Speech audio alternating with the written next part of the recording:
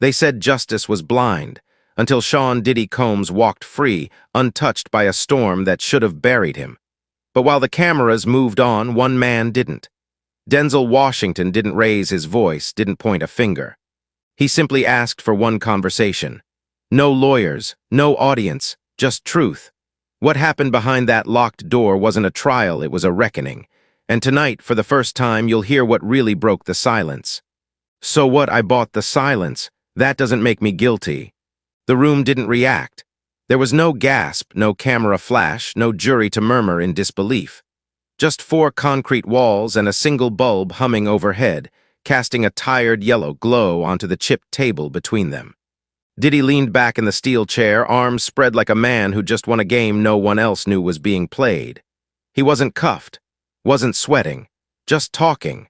Across from him, Denzel Washington hadn't moved for several minutes. He sat straight, hands resting calmly on his knees as if the line he'd just heard had been scripted, expected, irrelevant. "You're quiet," Diddy said, smirking. "I thought you came here to say something." Denzel didn't blink, not yet.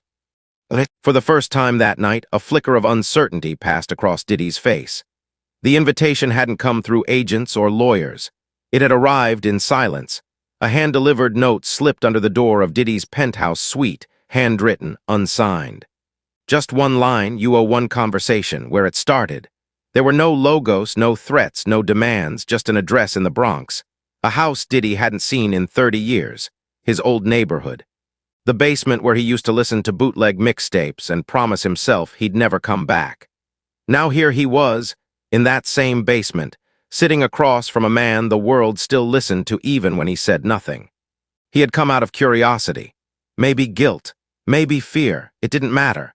The moment he opened that creaking basement door and saw Denzel already seated, candle lit on the table, chair waiting opposite, he knew this wasn't a conversation he controlled. "I'm not here to confess," Diddy said, shifting in his seat, voice still cocky but slightly thinner. "I know," Denzel replied. "I mean, you've read the files, you saw what they couldn't prove. I'm clean, man, the system did its job." "No," Denzel said quietly, "it didn't." Silence again, not the kind that follows an insult, the kind that sinks in like weight. Diddy tapped the table once, then leaned forward. "All right, let's cut the poetry. Why here? Why now?" "Why me?" Denzel exhaled slowly. "Because you walk free, and because you think that means something." "I earned my place," Diddy said. "I built from nothing. I gave people jobs, gave them stages. Maybe I crossed lines, maybe some deals got messy, but I didn't put a gun to anyone's head." "No," Denzel said. "You just paid for the ones who did." There it was, the first cut. No volume, no anger, just precision. Diddy laughed, but it didn't last. "You think I'm scared of judgment? Look around, I made it. I've been judged by real courts. You're just a man with opinions." Denzel's tone didn't change. "No. I'm just the last man in the room who doesn't need anything from you." The bulb above them flickered. Somewhere upstairs, a pipe groaned. "You dragged me here to what, make me feel something?" Diddy asked. "I don't lose sleep, man. I've seen worse, I've done worse." "Exactly," Denzel said. That stopped him. "You don't feel anything, and that's the problem." He leaned in for the first time. Because when the world stops talking, when your name fades from the headlines and no one wants your autograph anymore, there's still going to be one person who remembers every word you said tonight. Diddy raised an eyebrow. "You." "No," Denzel said. "You." For a beat, they sat in silence again. No posturing, no more performance. Just 2 men in a basement where truth weighed more than any sentence a court could give. And outside, the city didn't even notice the reckoning had begun. The candle had burned halfway down its spine, a crooked wax river inching toward the wooden tabletop. Denzel hadn't touched it, hadn't moved since he last spoke. Across from him, Diddy was no longer leaning back. His arms were folded now, shoulders tighter, like the heat in the room had climbed without warning. "You want to talk about memory?" Diddy said, forcing a dry laugh. "I left this place for a reason. You think dragging me back here is supposed to mean something?" Denzel didn't answer. His eyes scanned the room slowly, not accusingly, not dramatically, just watching. "This basement," Diddy continued, "used to leak every time it rained. I remember sleeping with a trash bag over my mattress just to keep it dry. That corner over there used to be rats, big ones like dogs. He paused, waiting for a reaction. There was none. You think I forgot where I came from? I didn't. I just stopped pretending it was holy.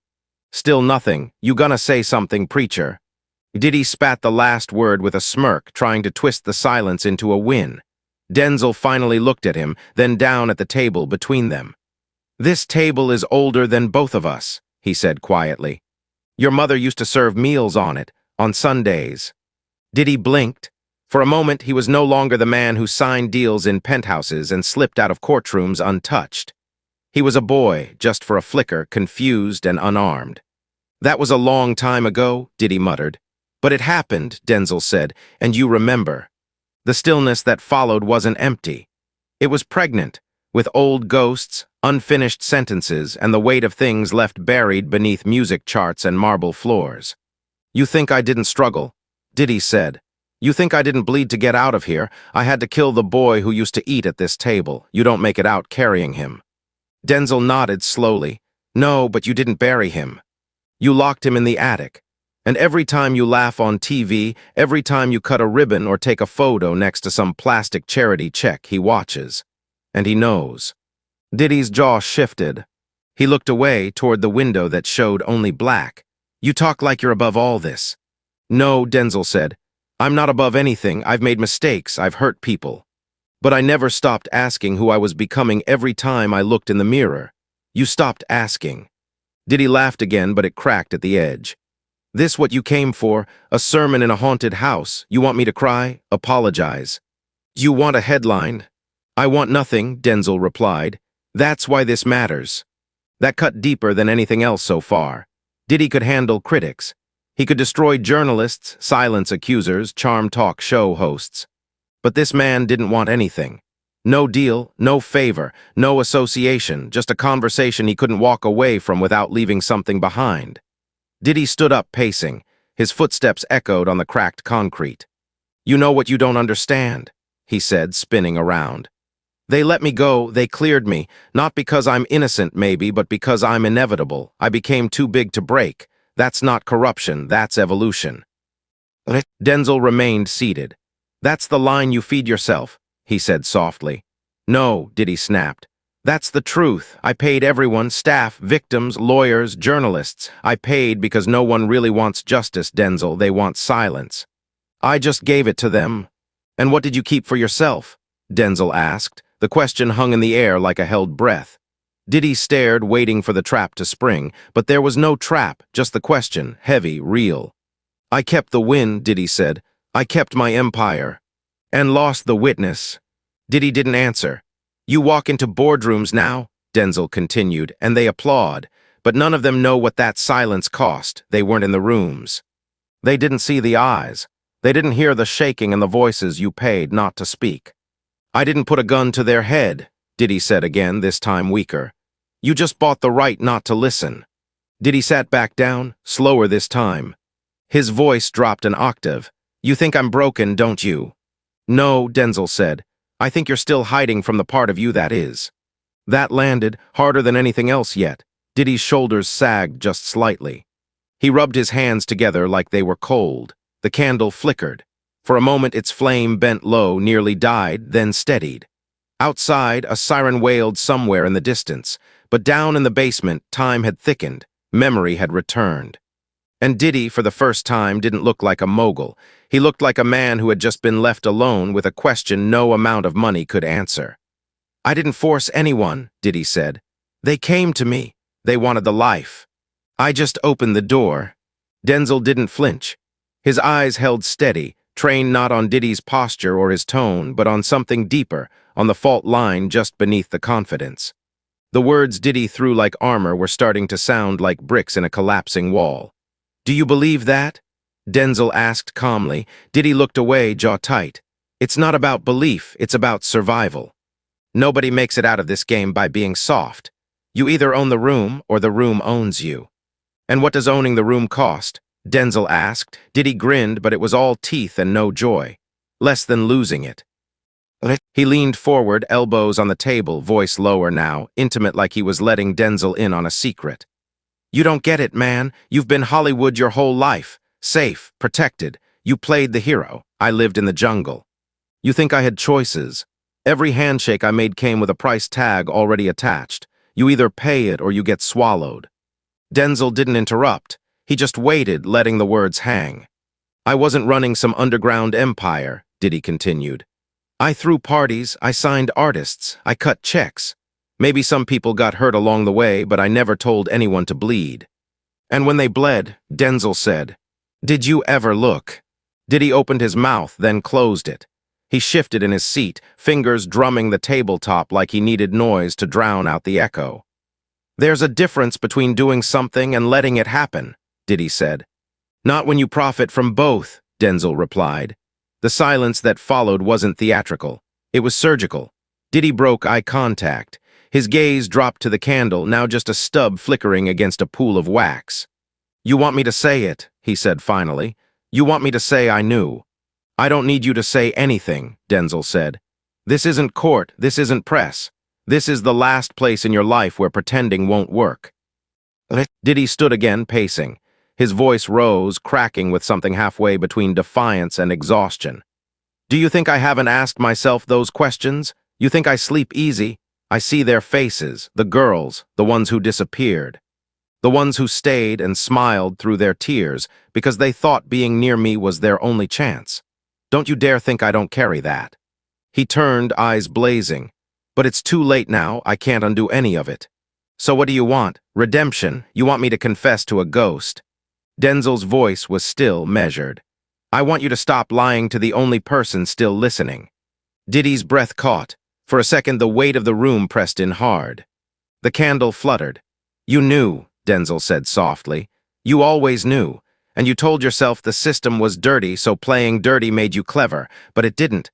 It just made you one more man who chose power over people. Diddy looked down, fists clenched. Denzel leaned forward now, just slightly. His voice dropped to a whisper, like he was speaking into the core of something ancient and buried. You didn't build an empire, you built a vault. And locked every scream inside. The words landed like iron. Diddy didn't speak, didn't move. The tension in the room shifted, not as a climax, but as something more dangerous, realization. No lawyers, no headlines, no denial. Just air, heavy and unrelenting. After a long moment, Diddy sat again. You're not here to judge me, he said quietly. You're here to watch me fall. No, Denzel replied. I'm here to see if you remember how to stand. The last of the wax collapsed in on itself. The flame blinked once, then steadied.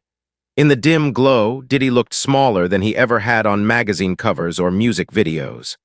He looked like a man being stripped, not by violence or scandal, but by the weight of what he could no longer unsee. And Denzel, he hadn't moved, because this was never about taking Diddy down. It was about watching the last mask slide off without touching it. The basement had grown colder, or maybe it only felt that way because the air no longer carried defiance. Diddy sat still, elbows on the table, shoulders lowered, his gaze drifting to the wall behind Denzel where faded pencil lines marked the heights of children long since grown. He hadn't noticed them before. Now he couldn't stop staring. You know, Denzel said, voice quiet, I used to come here, once or twice, not for long, just enough to see something. Diddy didn't respond. There was a boy who lived in this house, sharp kid, moved quick. Smiled like he knew the whole world was bluffing. Diddy looked up slowly, his voice rasped. I remember him. Denzel nodded. He used to play tapes on that little red stereo over there. His mother used to yell at him to turn it down. She'd be in the kitchen burning eggs, cursing under her breath. She always burned the eggs, Diddy whispered. A faint smile touched Denzel's lips, but it never reached his eyes. That boy, he used to talk about building something, not a label. Not a brand, something real. He said he wanted to build places where kids didn't have to earn safety. Diddy's throat tightened. He used to walk around this block like a mayor without a city, Denzel continued. And I remember thinking, God, if someone just holds the door for him, just once, he'll change this whole neighborhood. Silence, but someone didn't hold the door, Denzel said, voice lower now. Someone sold it to him with strings. With clauses, with a mirror that promised power if he smiled just right. And that boy, he didn't say no, he walked through it. Diddy's eyes glistened, but he blinked hard and fast. That boy died a long time ago. No, Denzel said. He's in here, somewhere. He's the one that kept the lights on when everything around you went dark. He's the one who flinched the first time you wrote the check. He's the one you've been ignoring every time you say the word empire. Diddy's jaw clenched. What do you want me to say? That I killed him. I want you to talk to him. He froze. I want you to look around this room and speak to the boy who thought music could heal, who believed love wasn't leverage, who knew what it meant to be small and swore he'd never use that feeling against anyone else. Diddy looked away, chest rising and falling like a man running out of air. It's too late, he said. He wouldn't listen now. Try, Denzel said, another pause, long, throbbing. I didn't mean to become this, Diddy said, voice cracking. I started chasing legacy. I wanted to be remembered. I thought if I got big enough, loud enough, rich enough, it would mean something, that it would fix what they did to us, to me. Denzel said nothing, he let it come. But somewhere along the way, I stopped building for others. I started building walls. Keeping people out, protecting nothing, just a name. And now, Denzel asked. Diddy looked around the basement, eyes lingering on the water-stained ceiling, the corner where the stereo used to be, the faint scuff marks on the floor from where he used to dance in his socks. Now I don't know what the name means anymore. Denzel reached into his coat pocket, pulled out a small photo. He laid it on the table. It was old, faded, creased down the middle, a group of boys on a front stoop. One of them was grinning wide, arms around two younger kids. Sean, maybe 11, hope still alive in his face. Diddy stared at it for a long time. That's who I saw, Denzel said softly. Back then, that's who the world needed. Diddy looked up, eyes burning. And now? Now the world needs him again. But not with cameras, not with applause, just with truth. Diddy's lips parted, but no words came. The mask had fallen. The boy in the photo had returned. Not fully, not triumphantly, but quietly. A ghost slipping back into the skin of a man who had tried too long to forget him. And for the first time that night, Diddy didn't look like he was defending anything. He looked like he was listening. Diddy didn't touch the photo. It stayed there between them, its edges curling upward like it was trying to breathe again after decades buried. His hands were still, clasped in front of him like a prayer never spoken. The silence pressed down not as a pause, but as something heavier, acknowledgement. I used to think that boy was soft, Diddy said finally, eyes still on the image. I thought if I kept him alive, I'd never make it. And did you? Denzel asked, make it. Denzel nodded. Diddy leaned back, gaze drifting toward the ceiling as if the answer might be written in the shadows. I made something, he said. A label, a fortune, a reputation. But I don't know if that's the same thing. He exhaled, slow, long. And the funny part, I still thought I was doing good. I thought I was lifting people. I mean, parties, exposure, connections. That's what they all wanted, right? No, Denzel said gently. That's what you convinced yourself they needed so you didn't have to ask what they wanted. Diddy's brow tightened. You're making this sound easy, like I had some clean alternative. I was in rooms where kindness got eaten alive. You blink wrong, you vanish. You didn't blink, Denzel said. You just stopped seeing. Diddy looked down, voice quieter now. I didn't touch them, Denzel. I never laid a hand. I know, Denzel said. But you built the stage. You set the lights. You played the music loud enough to drown the screams. That struck, not as an accusation, but as truth finally spoken aloud. Diddy swallowed. His voice cracked as he said, I tried to help some of them, you know. After, quietly, therapy, lawyers, money. Money doesn't erase memory, Denzel said. I thought it would soften it. No, Denzel said, it hardens it. It tells them their pain has a price.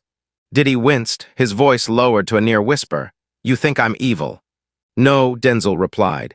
Evil doesn't doubt itself. You're not evil, Sean. You're just tired of pretending you don't know better. Diddy's lips pressed into a line. His hands opened and closed once. They told me to settle, my team, my lawyers. They said a trial would bury me, that the headlines would last forever, so I paid. I thought if I did it quietly, it would all go away. Did it? Denzel asked. No, Diddy said. Now I hear myself say things I don't even believe. I look in the mirror and I see someone who won, but I don't know what the prize was. Denzel leaned forward, elbows on the table. The prize was silence, and it cost your soul. Diddy shut his eyes. There was a moment, he said softly, when I almost went public. When the first girl came forward, she wasn't angry. She just looked broken, and I wanted to help. I wanted to tell the truth. But then the lawyers came. The PR team, they wrapped me in strategy. They told me the truth couldn't be managed. He paused, so I buried it. I told myself she'd be fine, that she wanted it, that she asked for it. He opened his eyes again. But I see her in every quiet room, even when I'm alone. Denzel didn't speak, he just waited. I'm not a monster, Diddy said. No, Denzel replied. You're a man who forgot how to carry weight that wasn't his own. A long pause. And what now? Diddy asked, voice dry. There's no trial, no redemption arc, no stage for this. No, Denzel said. Just a reckoning, and maybe, if you're willing, a first honest step. Diddy looked at him, his voice barely held. And if I'm not? Then you'll keep building higher walls, Denzel said. Until one day, the only voice left on the other side is your own. For the first time, Diddy looked scared. The flame of the second candle flickered. The photo between them curled tighter like it had heard enough. And in that small, crumbling basement, two men sat quietly, one speaking less, one hearing more than he ever wanted to. It was not a confession, it was not forgiveness. It was something far more dangerous. It was the moment before a man decides whether to stay human or finish turning into his defense. The room had stopped echoing. Diddy's breathing was shallow now, like his body didn't quite know what to do without denial filling its lungs. His hands hovered above the photo but never touched it, as if placing a finger on that image might undo everything he'd built. Every name, every club, every trophy polished under artificial light. Denzel reached down, opened the worn leather bag by his feet, and placed a small wooden box on the table. No hinges, no lock, no label, just quiet purpose. Diddy looked at it.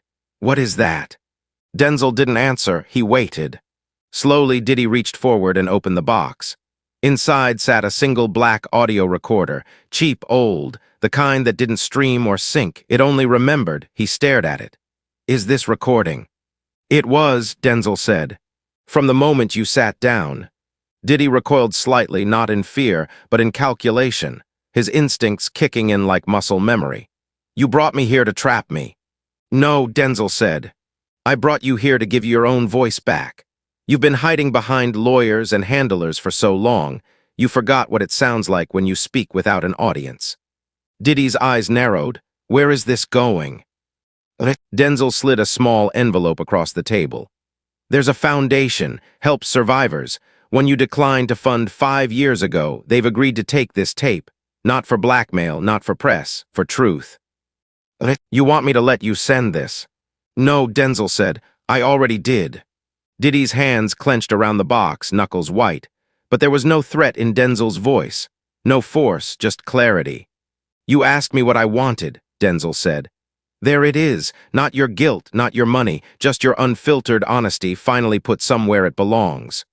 This'll ruin me, Diddy whispered. No, Denzel said calmly.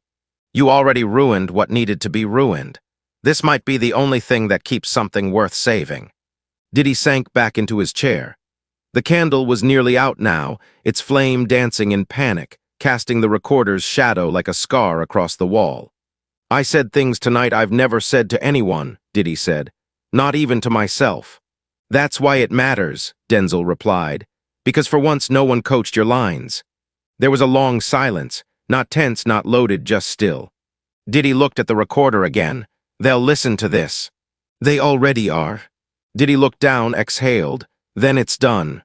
No, Denzel said. It's just beginning. Diddy rubbed his face. He looked 10 years older than when he entered the room. But beneath the fatigue was something else, something quieter than regret, sharper than shame. Relief. He turned to Denzel. What happens now? You go home, Denzel said. You sit with the quiet, you let it hurt. And if the boy in that picture still speaks to you, you listen. The candle gave one final shiver and died, leaving only the dim orange from the hallway above. Denzel stood. Diddy stayed seated, eyes locked on the recorder as if it were still playing. Outside, the city pulsed with lights and distractions, but down in that forgotten basement, a different kind of story had been told. No soundtrack, no spin. No stage lights, Just a man who thought he was above the fire, finally realizing the smoke had been inside him all along. The morning after was too bright. Sunlight spilled across the concrete towers of Manhattan like it had something to prove. On the 30th floor of a luxury penthouse, the windows stretched floor to ceiling, untouched by curtains. But inside, the light didn't reach much. Diddy stood in front of the glass, shirt unbuttoned, the city roaring below him, irrelevant. He hadn't slept. The box was still on the table behind him, the recorder gone, no calls had come, no news alert. No breaking headline, the silence was louder than scandal, and that terrified him. He checked his phone again. Messages from attorneys, publicists, a news anchor requesting an off-the-record sit-down. He ignored them all. Instead, he opened his laptop. The browser still showed the homepage of a foundation he'd never donated to. This time he clicked Donate. Not for press, not for absolution, just to see if the button still worked with his name attached. It did. He shut the laptop. On a different block of the city, across a river, in a modest studio with no staff and no press, a podcast had gone live 6 hours earlier. No music, no title, just a voice. Unedited, raw, not Denzel's, not narration, just Sean Combs. Speaking like the walls were still concrete and the candles still flickering. No one claimed it. No one promoted it. But it was already spreading. In the background of a college campus coffee shop, 2 students played it through shared earbuds.